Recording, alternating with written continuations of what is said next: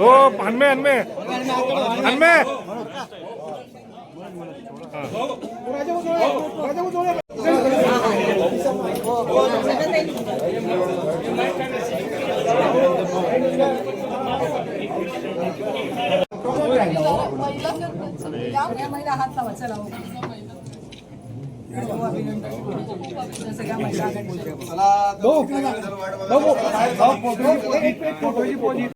राजाभाऊ आमचे मुख्यमंत्र्यांचे खूप लाडके कार्यकर्ते आहेत आणि त्यामुळे राजाभाऊंचं कौतुक करणं बनतंच. त्यामुळे राजाभाऊंना फोन येणं साहजिक आहे. त्यामुळे मी आपल्याला सांगेन की एक आपला सहकारी ज्यानं बाजी प्रभूसारखी खिंड लढवली अशा सहकार्याचा झालेला पराभव माननीय मुख्यमंत्री मोदयांच्याही जिव्हारी लागलेला होता.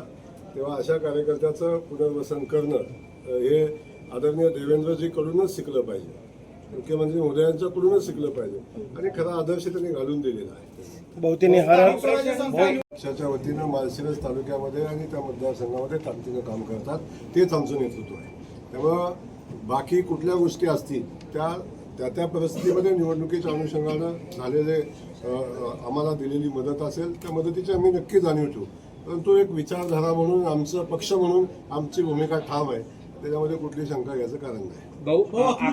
ही निवडणूक आम्ही प्रचंड मोठ्या ताकदीनं लढलो. महायुतीपेक्षा अधिकची मतं आम्हाला मिळाली. आम्ही खूप गेन केलं. परंतु तसा विचार केला तर मला 12 मतं कमी पडली. याचं शल्य मला सातत्याने राहील. परंतु आजही ही निवडणूक मी आपल्याला सांगतो की खूप ताकदीनं आम्ही लढत असताना आम्हाला अपेक्षित लोकांनी मदत केली. त्याच्याही पुढे जाऊन काही गोष्टी घडणं आवश्यक होतं. मला वाटते 10-12 मताचा फरक राहिलेला आहे. सातारा सांगलीच्या विषयाचा आनंद घेऊ द्या. आपण त्याच्यावर नंतर बोलू. लोकसभा जिंकण्यासाठी आवश्यक असलेलं 13 मतांचे काय आता परीक्षा परत घेणार आहेत का तुम्ही? 13 मतं बाद झाली. मी तुम्हाला क्लिअर सांगतो की अपेक्षित असणारी आम्हाला 15-16 मतं मिळाली नाही हे सत्य आहे. त्यातली काही मतं बाद झाली हे सत्य आहे. आणि कुणाची अपेक्षित मतं पडली नाही याचंही अनालिसिस थोड्याच वेळात कंप्लीट होईल आणि ते मी सांगेन. पण तो काही सामुदायिक बोलण्याचा विषय नाही. पण तो मी आपल्याला सांगेन की माझी या निवडणुकीतली अपेक्षा होती 501 मताची, पण ती पूर्ण झाली नाही हे नक्की सांगेन.